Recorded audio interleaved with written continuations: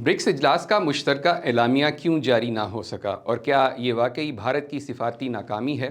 आइए सादा अंदाज में समझते हैं। दिल्ली में होने वाले ब्रिक्स इजलास में सबसे बड़ा इख्तलाफ मगरबी एशिया खसूसन गज़ा और लबनान की सूरत हाल पर सामने आया। भारत ने इसराइल के इक़दामात पर निस्बतन नरम ज़बान इस्तेमाल करने पर ज़ोर दिया, जबकि दीगर रुकन ममालिक इस मौक़िफ़ से मुत्तफ़िक नहीं थे। यही इख्तलाफ इतना बढ़ा कि इजलास किसी मुश्तरका एलामिया तक नहीं पहुंच सका। यहाँ अहम बात यह है कि ब्रिक्स अब सिर्फ एक इक्तिसादी इत्तेहाद नहीं रहा, इसमें चीन, रूस, भारत, ब्राज़ील और नए शामिल होने वाले ममालिक के मफादात एक दूसरे से काफ़ी मुख्तलिफ हैं। मिसाल के तौर पर चीन और रूस चाहते हैं कि ब्रिक्स एक मजबूत जियोपॉलिटिकल ब्लॉक बने जो मगरिब के मुकाबले में खड़ा हो, लेकिन भारत और ब्राज़ील इसको ज़्यादातर एक इक्तिसादी और गैर जानिबदार प्लेटफॉर्म के तौर पर देखते हैं।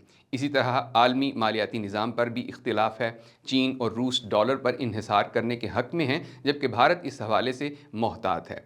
तो क्या ये सिर्फ भारत की नाकामी है?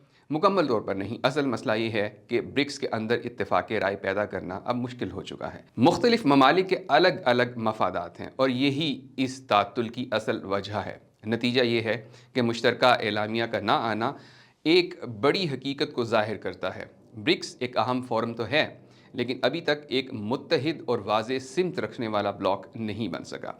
सवाल अब ये है, क्या ब्रिक्स मुस्तकबिल में एक मजबूत मुतबादल आलमी इत्तेहाद बन पाएगा या सिर्फ एक इक्तिसादी प्लेटफॉर्म ही रहेगा? मज़ीद खबरों और अपडेट्स के लिए देखते रहिए vnews.pk।